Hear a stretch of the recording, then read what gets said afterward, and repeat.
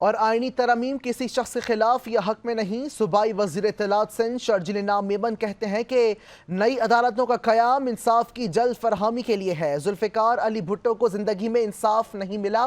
Peoples party ने हमेशा आईनी अदालतों की हिमायत की। कोई भी चीफ जस्टिस आ जाए हमें फ़र्क नहीं पड़ता। PTI के धरनों में अदलिया को धमकियां दी गईं। बानी PTI ने जेल से जज की हिमायत का बयान दिया कि अदालती मामलात को सियासी नहीं किया जा रहा। कुछ लोग जेल में 1-1.5 साल गुजार कर मजलूम बन गए। बानी PTI अदलिया को तकसीम करने की कोशिश कर रहे हैं। पार्टी का देरीना मुतालबा था। चार्टर ऑफ डेमोक्रेसी शहीद मोहतरमा बेनज़ीर भुट्टो साहबा ने उस वक्त मियां नवाज शरीफ साहब के साथ और बाकी जो पार्टीज़ थी उनके साथ बैठकर एक साइन हुई थी। उसमें पीपल्स पार्टी का मुतालबा था कि कॉन्स्टिट्यूशनल कोर्ट्स बनाई जाएं।